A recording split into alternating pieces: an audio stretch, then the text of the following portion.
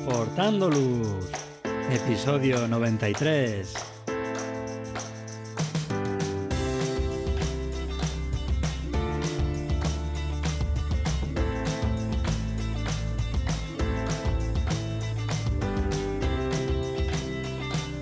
Hola, ¿qué tal? Bienvenidos a este nuevo episodio de Aportando Luz, el podcast en el que hablamos de fotografía nocturna, su técnica, consejos y equipo. Soy Javier Rosano, fotógrafo especializado en fotografía nocturna. Os recomiendo que os paséis por mi web javierrosano.com, donde podréis ver mis últimas fotografías, el blog con consejos y fotografías nocturnas explicadas, y podréis también acceder a la formación online. Tenéis disponibles cursos para aprender la teoría, la iluminación, la composición o el procesado en fotografía nocturna. Pasad por la web y echad un vistazo a los cursos. En el episodio de hoy veremos técnicas para reducir el ruido en nuestras fotografías nocturnas. Pero antes te tengo que hablar de Ulanzi, que es el patrocinador de este episodio.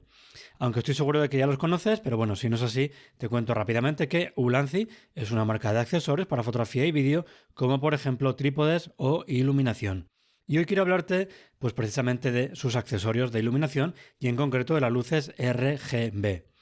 Están disponibles en diferentes formatos, tanto cajas cuadradas como rectangulares o incluso también en formato tipo tubo, con iluminación de colores para los más creativos o con diferentes temperaturas de color, de más cálido a más frío, para las iluminaciones más habituales. Además, tiene también muchos niveles de brillo, por lo que nos dan muchísima flexibilidad a la hora de iluminar.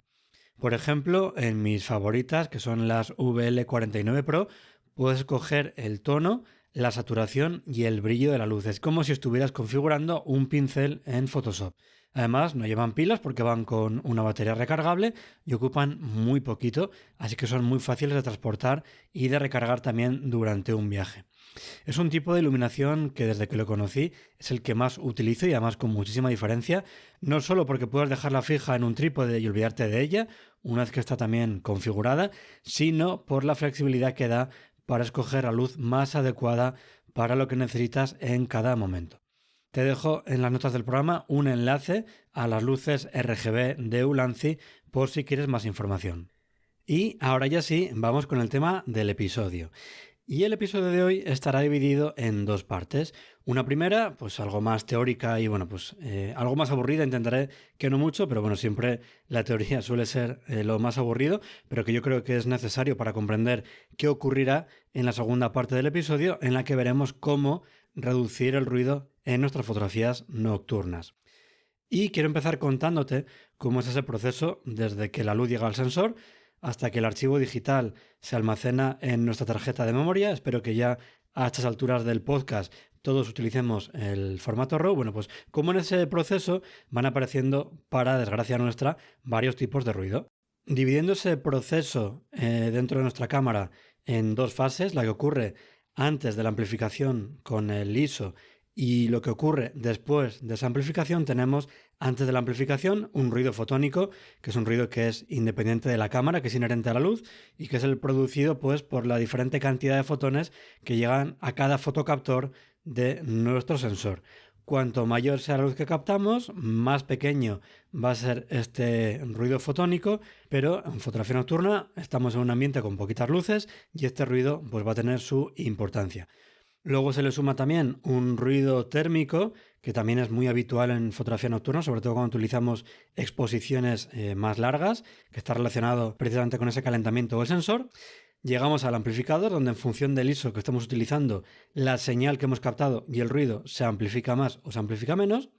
Y tenemos después un ruido después de esa amplificación en el que a esa señal que hemos amplificado se le añaden otros tipos de ruidos, que el más importante es el que se produce en la conversión de la señal analógica que sale del amplificador a digital para almacenarla en nuestra tarjeta de memoria. Y antes de seguir avanzando, quiero aclarar varios conceptos, no porque yo sea un talibán del lenguaje ni de la parte técnica, porque de hecho yo muchas veces, bien por desconocimiento o bien por eficiencia del lenguaje, suelo utilizar también esos conceptos con otros sentidos, no el preciso, sino el que todo el mundo entiende. Entonces no quiero desde aquí ni dar ninguna charla, porque no soy quien para dar este tipo de charlas ni echar la bronca a nadie. Simplemente quiero comentaros Pues esos dos conceptos para que los tengamos muy claros. Primero es el concepto de sensibilidad. Y es que muchas veces utilizamos el término sensibilidad refiriéndonos al ISO, pero realmente son conceptos diferentes. La sensibilidad sería la capacidad que tiene, por ejemplo, una película de captar la luz. Cuanto más sensible sea la película, pues menos luz necesita para conseguir esa misma luminosidad. Sin embargo, en fotografía digital, el sensor tiene una capacidad propia de captar luz, tiene una sensibilidad que viene definida por su eficiencia, pero que no podemos alterar esa capacidad. Y es que un sensor va a ser igual de sensible a la luz si usamos un ISO 100 o un ISO 6400. Lo que hacemos con el ISO, como he comentado antes, es amplificar la señal que sale del sensor, tanto la luz como el ruido, pero no hacemos que el sensor capte más o menos luz. Y el otro concepto es la exposición. Normalmente entendemos como exposición a la luminosidad de nuestra fotografía. De hecho, en Lightroom, por ejemplo, hay un deslizador que se llama directamente exposición, que si llevamos a la derecha aumenta la luminosidad de la fotografía y si lo llevamos a la izquierda baja esa luminosidad. Ya hablamos del triángulo de exposición, determinado por el diafragma, tiempo de exposición e ISO. Pero siendo estrictos, la exposición hace referencia a la cantidad de luz que llega al sensor. Es decir, depende únicamente del diafragma y del tiempo, pero no del ISO como hemos visto antes. De todas formas, y como decía antes, su uso está tan extendido que todos sabemos de lo que hablamos cuando hablamos de sensibilidad, que nos referimos al ISO, cuando hablamos de exposición, que nos referimos a la luminosidad de una fotografía, y de hecho, pues para que sea más fácil de entender, no es raro que utilice esos términos más apropiados, pero sí quería que tuviéramos claro lo que hay detrás de cada uno de esos términos. Y volviendo de nuevo al ruido, pues en fotografía la visibilidad del ruido no la marca únicamente el propio ruido, sino que hay un parámetro que nos determina cómo de visible es ese ruido, que es lo que nos importa a nosotros y que seguro que habéis visto ya alguna vez, que es la relación señal partido por ruido o S partido por N, que nos da una idea de cómo de fuerte es la señal, la información de la imagen frente al ruido. Es decir, ya podemos tener una cámara que trabaje muy bien a altos ISOs, que tenga muy poquito ruido, que si captamos muy poquita luz, es decir, la señal es muy baja, ese ruido va a ser muy visible. Y por otro lado, si en una cámara que trabaja muy mal a altos ISOs, que tiene muchísimo ruido, pues ahí captamos una señal muy buena, por ejemplo, aumentando el tiempo de exposición, el ruido va a ser poco visible. Una relación mayor señal partido por ruido es lo más deseable, ya que significa que la señal, la información de luz de nuestra imagen es mucho más fuerte que el ruido, que va a llevarnos a imágenes más claras y de mayor calidad. Por otro lado, una relación señal partido por ruido muy baja, lo que va a resultar son imágenes con un nivel de ruido muy significativo, que al final pues afecta, como ya sabes, negativamente a esa calidad de la imagen. Y también en general, cuanto mayor sea la luz en la escena, mayor sea el tiempo de exposición de nuestra fotografía o más abierto esté el diafragma, mejor será también la señal de nuestra fotografía y por tanto el ruido será menos visible. De los parámetros de nuestra cámara, el tiempo siempre debe ser el más alto posible y el diafragma lo más abierto posible, siempre claro teniendo en cuenta pues, el diafragma óptimo de nuestro objetivo, ese que nos permite captar mucha luz, pero tiene suficiente nitidez en el centro y en las esquinas y también unas aberraciones controladas en las estrellas. También la profundidad de campo que necesitamos para tener pues, aceptablemente nítido tanto el sujeto como las estrellas. Y por último, también teniendo en cuenta el tiempo máximo de exposición si no queremos trazas en las estrellas. Entonces ya digo, diafragma lo más abierto posible, siempre dentro de ese rango en el que nuestro objetivo se comporte medianamente bien, también depende mucho de nuestros estándares de calidad, y el tiempo máximo siempre y cuando no tengamos trazas visibles en las estrellas. Eso es algo que debemos tener siempre en cuenta, sobre todo si hacemos fotografía nocturna de paisaje, donde la luz ambiente es mucho más reducida y debemos captar siempre la máxima luz posible. Por ejemplo, si hacemos light painting, tenemos mucho mayor control sobre la luz de la escena y podemos trabajar con unos parámetros no tan exigentes. Y el tercer parámetro que determina la luminosidad de nuestra fotografía es el ISO, que como decía antes no hace que entre más o menos luz al sensor, que eso viene fijado por el tiempo y por el diafragma, sino que lo que hace es decirle al amplificador cuánto tiene que amplificar la señal. Y ya digo, esa señal es tanto luz como ruido.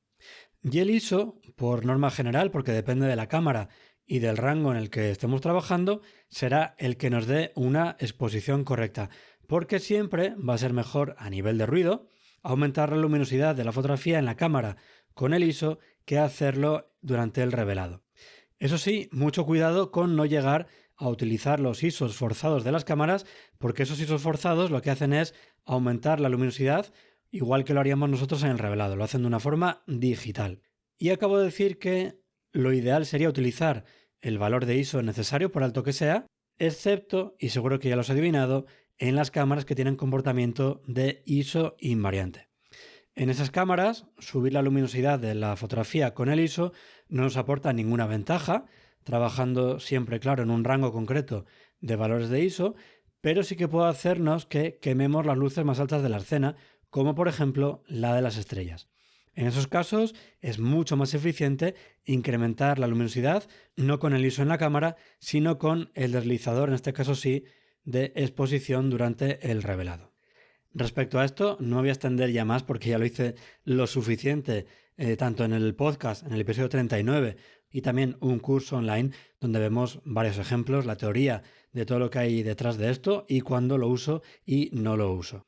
En cualquier caso, y eso también hay que tenerlo claro, el ISO sería el último valor a subir porque es la peor forma que tenemos de incrementar la luminosidad de nuestras fotografías nocturnas a nivel de ruido, puesto que no hace que la cámara capte más luz, sino que amplifica la luz que ha captado junto también con el ruido. Luego también hay otros parámetros que determinan la calidad de la señal que sale del sensor, como por ejemplo el propio tamaño del sensor. Cuanto más grande sea el sensor, mayor será la superficie que está captando luz y por tanto, pues más fotones se recogen y mejor será esa señal. O también, por ejemplo, el número de megapíxeles. Para un mismo tamaño de sensor, cuanto más megapíxeles tenga la cámara, menor tamaño tiene cada uno de los fotocaptores, menos eficientes son y más ruido aparecerá, que además será más visible, sobre todo trabajando en condiciones de poca luz y valores altos de ISO, que es, nuestra especialidad. Pero como he dicho antes, el ruido visible de una imagen no depende solo del tiempo, del diafragma o del ISO, sino también de la luz en la escena. Y por tanto, para esos parámetros de tiempo y de diafragmas fijos, cuanto menor sea la luminosidad de la escena, pues más tendremos que subir el ISO para conseguir un histograma decente, pero como estamos captando menos luz, la señal es peor y más visible va a ser el ruido. Y en esas situaciones, que son muy típicas en fotografía nocturna cuando buscamos pues entornos oscuros para captar la Vía Láctea con muchísimo detalle, incluso las mejores cámaras terminan sufriendo y aparece en escena el temido ruido, que además es mucho más visible, obviamente, en las zonas en sombra. Y ojo también con los objetivos que viñetean mucho, porque en esas zonas, en esas esquinas, la luz que captamos es menor y hace que el ruido pues sea más visible, sobre todo en las esquinas inferiores, porque a diferencia de las de arriba, que están en el cielo, pues la parte inferior suele coincidir con el suelo y reciben mucha menos luz. Por suerte para nosotros, pues las cámaras actuales cada vez trabajan mejor a altos ISOs, por eso es muy importante hacer también pruebas con los equipos que tenemos para saber cómo se van a comportar en cada situación y también, ¿por qué no?, con los programas de eliminación de ruido que cada vez también limpian mucho mejor el ruido sin destruir tanto las texturas. Y seguro que ahora que hablo de programas de eliminación de ruido, hay alguno que está pensando que aquí podrían entrar en escena la reducción de ruido por inteligencia artificial, pero mucho cuidado con esto porque si la señal que hemos captado no es lo suficientemente buena, la inteligencia artificial, por muy inteligente que sea, no va a saber identificar lo que estamos fotografiando y va a meter texturas y colores muy, muy extraños. Así que no dejes todo en manos de esa reducción de ruido por inteligencia artificial porque no siempre va a ser capaz. Eso lo analizamos en la última píldora formativa, que te recuerdo que puedes ver junto con otras 10 píldoras formativas si te suscribes por 2 euros al mes, que es un precio ridículo, o que tienes incluido durante un mes si compras cualquier curso online. Y con esto terminamos ya esa parte inicial más teórica, más aburrida, y pasamos ya a la parte práctica. Estamos en esa localización oscura. Hemos subido el tiempo de exposición tanto que si hacemos zoom aparecen ya unas pequeñas trazas. Hemos abierto al máximo el diafragma y no nos queda ya otra que empezar a subir el ISO. Pero claro, como he contado antes, con eso no hacemos que el sensor capte más luz, sino que lo que hacemos es amplificar la luminosidad de la fotografía, pues para conseguir un histograma correcto, pero claro, también hacemos que el ruido sea más visible. Además, reducimos el rango dinámico y empeora la representación del color. Pero subir el ISO es un peaje por el que tenemos que pasar si queremos un histograma que sea decente. Y con todo esto vamos a tener una fotografía con mucho ruido visible. ¿Y qué podemos hacer para reducir el ruido de nuestra fotografía? Bueno, pues todo esto te lo cuento en el curso online que acabo de sacar con 13 episodios y 1 hora y 45 minutos de duración, donde vamos a ver los problemas derivados de la ausencia de luz en nuestras fotografías. Veremos también diferentes técnicas en el campo para mejorar la calidad de nuestra imagen sin utilizar un tracker. También ventajas e inconvenientes en los diferentes métodos. También hablaremos de cuándo es útil la reducción de ruido por inteligencia artificial, porque como he comentado antes, no siempre es útil. También una comparativa de todas las técnicas empleadas y una selección de la mejor opción, tanto para el suelo como para el cielo, y revelaremos y procesaremos esa combinación más óptima para una fotografía de un entorno con muy poca luz y con la Vía Láctea en el cielo, ya digo, sin utilizar un tracker. Y como curiosidad, para que te hagas una idea, esto que te voy a contar en el episodio de hoy y que vemos en detalle en el curso, me ha permitido pasar de una foto subexpuesta con muchísimo ruido con mi primera cámara, una cámara reflex de gama de entrada de 2008, una Canon 450D, acompañado también de un objetivo cuya apertura máxima era f4.0, no era un objetivo muy luminoso, y como digo, con este equipo y con esta técnica he podido pasar de una fotografía muy subexpuesta con muchísimo ruido a una fotografía bien expuesta pero con un ruido muy controlado, y todo esto sin utilizar nada más en el campo que esa cámara de gama de entrada reflex de 2008, ese objetivo con apertura máxima de f4.0 y obviamente un trípode y un disparador. Bien, pues como gran parte del ruido de nuestras fotografías es aleatorio, es decir, en diferentes fotografías un píxel puede tener o no tener ruido de forma totalmente al azar, y lo normal es que no aparezca ruido, podemos tomar muchas fotos con los parámetros habituales de tiempo, diafragma e ISO sin mover el encuadre, para luego apilarlas en el procesado y reducir ese ruido aleatorio de forma que cada píxel tenga la información que más veces se repita, que ya digo es la información sin ruido. Con esta técnica no mejoramos la señal, es decir, no vamos a captar más luz, pero conseguimos reducir el ruido de nuestra fotografía. El número mínimo de tomas es 3 para deshacer ese posible empate que tendríamos en cada píxel en el caso de hacer 2 fotografías únicamente, y pues como valor máximo las que queráis. No obstante, sí que es verdad que hay un número de fotos a partir del cual pues ya no se nota tampoco mucho esa mejora a nivel de ruido y no merece ya la pena dedicar más tiempo a sacar más fotografías. Respecto al apilado, se puede utilizar Sequator, que es un software gratuito para Windows, o en Mac Starry Landscape Stacker, que es un software que es de pago. En el curso vemos en detalle cómo apilar con Sequator y también una comparación de una única exposición frente al resultado de apilar 3, 10, 15 y 20 fotografías. La parte mala de esta técnica es que tenemos una alta dependencia de una cámara que trabaje bien a altos ISOs y también de un objetivo luminoso para captar la mayor luz posible, también poder trabajar a altos ISOs sin mucho ruido visible, porque al final además en la parte del suelo es donde vamos a seguir teniendo mucho ruido. Y llegamos a la segunda técnica, que se puede combinar también con la anterior y que consiste en atacar esa relación de señal partido por ruido, no reduciendo el ruido en el procesado, sino subiendo la señal, la luz que estamos captando en la propia toma. ¿Y cómo subimos esa luz? Pues aumentando el tiempo de exposición.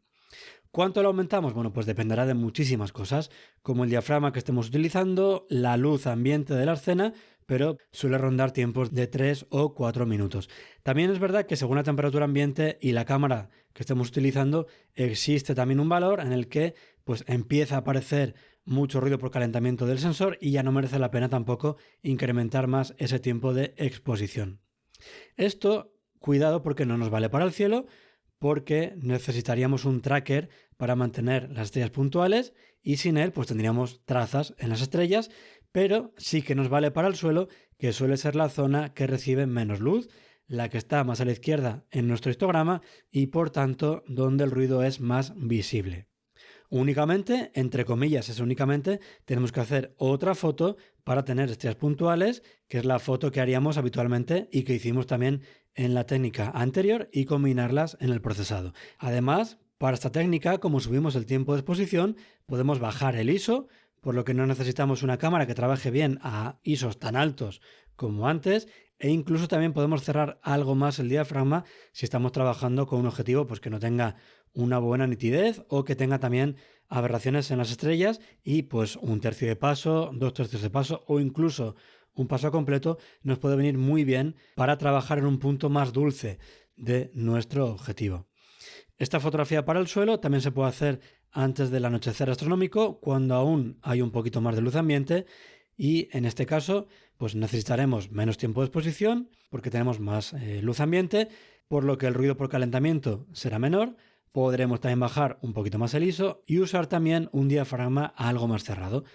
Pero, yo estoy diciendo muchos peros, esto también tiene sus pegas, como por ejemplo problemas con dominantes de color o direccionalidad de la luz. Y puede hacer que esa parte del suelo quede un poco antinatural, chirríe más de lo habitual y tengamos que trabajarla mucho más en el procesado para que pues, la imagen sea más natural. Y todo eso, que no podemos ver en el podcast al ser solo audio, lo vemos en detalle, como decía antes, en el curso que os comentaba de técnicas de reducción de ruido y que lleva como extra además el revelado y procesado de una fotografía en un entorno con muy poquita luz y con la Vía Láctea en el cielo sin utilizar un tracker. Y además, como estamos en periodo de lanzamiento, tenéis un descuento del 30% hasta el día 10 de marzo a las 23:59 hora de Madrid usando el cupón podcast. Podéis entrar directamente en mi web o desde el enlace que os dejo en las notas del programa. Como habéis visto, estas técnicas pues llevan en definitiva más tiempo de trabajo en el campo, ya sea porque tenemos que hacer más tomas para luego apilarlas o porque tenemos que hacer una toma extra para el suelo con un tiempo mayor de exposición, y eso obviamente pues nos va a afectar a la productividad de nuestra salida de fotografía nocturna o a la hora de vuelta a casa. Así que, ¿uso siempre estas técnicas de reducción de ruido? Bueno, pues como siempre, depende. Depende de la cámara que estemos utilizando y también obviamente de la situación. Cuando empecé en fotografía nocturna, como decía antes, pues trabajaba con una cámara que no manejaba bien los niveles altos, entre comillas, de ISO, porque estoy hablando de ISO 1600, y en ese momento que necesitaba desesperadamente utilizar técnicas de reducción de ruido, pues no las conocía. Y con mis cámaras actuales, la Sony A7 II, 7 III y 7 IV, mi elección de utilizar o no estas técnicas depende de lo que esté fotografiando y cómo lo esté haciendo. Por ejemplo, si estoy haciendo fotografías con iluminación, donde las sombras están pues más o menos iluminadas, las he rellenado yo para que tengan suficiente información, y además el cielo pues carece de interés, lo que hago es optar por una fotografía con parámetros habituales de fotografía nocturna y no aplico ninguna técnica de reducción de ruido en el campo, sino que lo dejo luego todo para la reducción de ruido en el procesado, ya sea en Lightroom o en Photoshop. Sin embargo, si el cielo tiene algo interesante y quiero captar el máximo detalle posible, entonces utilizo un tracker. En este caso, no apilo imágenes del cielo porque estoy haciendo exposiciones más largas de lo habitual y con eso para mí ya es suficiente. Y antes de tener un tracker, tampoco solía apilar imágenes del cielo porque el cielo tiene suficiente luz y a mí un poquito de ruido en el cielo tampoco es algo que me preocupe demasiado. Y en situaciones donde hay detalle en el cielo, pero que son muy débiles, como por ejemplo la constelación de Orión, ahí sí que suelo apilar imágenes para poder obtener la máxima información con el menor ruido posible, incluso aunque esté utilizando un tracker. Y en cuanto al suelo, cuando utilizo un tracker, pues entonces ya sí o sí necesito hacer otra toma para el suelo, y ya que me estoy complicando el procesado porque tengo que combinar ambas fotografías, la del cielo y la del suelo, pues entonces ya pues intento conseguir la máxima luz posible subiendo el tiempo de exposición, utilizando un ISO un poquito más bajo y cerrando también un pelín el diafragma, así con eso gano algo de nitidez. Y antes, cuando no utilizaba un tracker, si el suelo estaba muy oscuro, como por ejemplo un valle escondido en mitad de los Pirineos, lo que hacía era también pues, hacer una exposición más larga de manera similar a cuando utilizo un tracker. Y si no es así y el suelo recibe algo de luz, ya sea porque se reflejan las nubes o por contaminación lumínica, con una sola toma era suficiente. Y con esto terminamos ya esa parte principal de este episodio relativa a la reducción de ruido.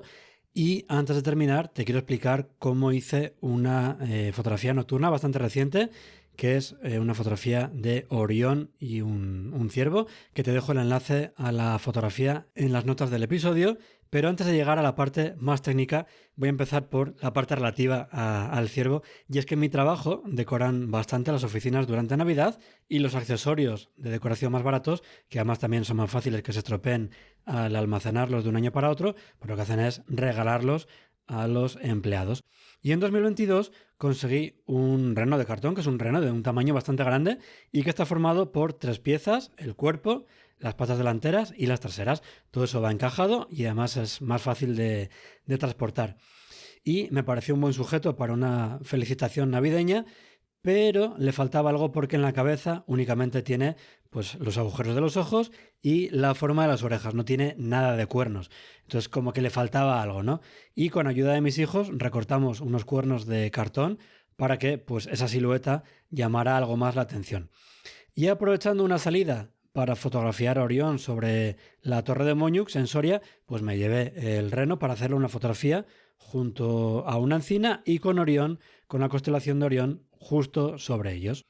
Y es curioso porque la parte técnica no fue lo más complicado, sino que la fotografía era en un campo labrado, con viento que tiraba todo el rato los cuernos al suelo, que además tenía que ir desde lejos a recolocarlos porque estaba utilizando una focal bastante larga, con el frío además que hacía en mitad del campo en Soria durante el mes de diciembre. Te puedo asegurar que no fue una foto cómoda de hacer, de hecho al final se me acabó congelando también parte del equipo. Y como digo, técnicamente sí que era sencilla porque había que escoger la focal lo suficientemente larga para que Orión tuviera importancia en el cielo, pero no muy cerrada tampoco para que ese conjunto de la encina, Orión y el reno tuvieran suficiente aire alrededor y la fotografía no estuviera pues como muy apretada, que respirara. Y con un 50 milímetros me parecía que quedaba todo pues como muy comprimido, sin margen suficiente, así que acabé disparando con un 35 milímetros. Y respecto a los datos EXIF, para el cielo utilicé una Sony A7 III astromodificada con un tracker para utilizar ese 35 milímetros con un ISO de 800, un diafragma de 2,8 y 180 segundos de exposición. Comentaba en un episodio anterior, el episodio 91, sobre lo bien que me ha venido a mí utilizar equipo como un tracker o una cámara astromodificada para salir a hacer fotografías nocturnas en épocas en las que antes no solía salir tanto, o para poder captar en el cielo elementos como por ejemplo esta constelación de Orión, que con una cámara que no es astromodificada no se capta con tanto detalle. Y eso me ha permitido hacer otro tipo de fotografías, utilizar otro tipo de focales con una relación diferente entre sujeto y el fondo, y en definitiva pues tener una ilusión más constante a lo largo del año para seguir haciendo fotografía nocturna y con nuevas ideas que puedes llevar a cabo y fotografías nocturnas diferentes. Y para el suelo, y aplicando lo que comentaba antes, otra fotografía con un tiempo de exposición más largo del habitual que el que tendría que utilizar para una focal de 35 milímetros, en este caso 30 segundos, que me permite además cerrar un poquito más el diafragma para tener más nitidez, hasta 3,5, y un ISO de 800. Y por cierto, cuando publiqué esta foto no dije nada de que era esa silueta que se veía, porque vamos, yo creo que era bastante obvio y de hecho muchísima gente enseguida vio lo que era, que ya digo que por la geometría tan simple que tiene esa silueta yo creo que era bastante evidente, pero es muy curioso porque hubo gente que, no sé, o no dedicó mucho tiempo a mirar la foto o no entendieron cómo estaba hecha, pero llegaron a pensar que era un animal de verdad, que veían también muy muy raro, que decían que qué clase de ciervo había fotografiado, o que también decían que estaba hecho con Photoshop, no sé si algún pincel o pegando alguna otra imagen, o que era una especie de, esto no lo entendí muy bien, ese comentario de pegatina que había puesto en el objetivo. Y para rematar, y aunque ya se sale de la parte puramente fotográfica, hubo un día que al volver de trabajar y nada más abrir la puerta de casa me encontré el reno tumbado en el suelo, que lo debía haber tirado de la rumba porque estaba atascada junto a él, y además para darle más dramatismo a esa escena, un Bambi de peluche que tienen mis hijos por casa pues estaba también en el suelo junto al reno. Y no sé si tienen vida propia, como en la película Toy Story, y estaban recreando la escena de la muerte de Bambi, pero desde luego fue una escena bastante graciosa la que me encontré nada más entrar en casa aquel día. Y antes de terminar, os recuerdo que cada semana publico en las stories de la cuenta de Instagram del podcast una selección de las mejores fotos que han utilizado el hashtag aportandoluz, todo junto, y el nivel que hay es ya muy alto, así que estoy seguro de que os van a servir de inspiración, porque además hay fotos tanto de paisaje nocturno, de light painting o también de astrofotografía. Y hasta aquí este episodio en el que hemos hablado de técnicas para reducir el ruido en nuestras fotografías nocturnas. Si os ha gustado este episodio, suscribiros para no perderos los próximos capítulos, y si queréis colaborar para que el podcast llegue a más gente, os agradeceré vuestros me gustas, valoraciones y comentarios. Muchísimas gracias por escucharme y por vuestro apoyo. Hasta el próximo episodio.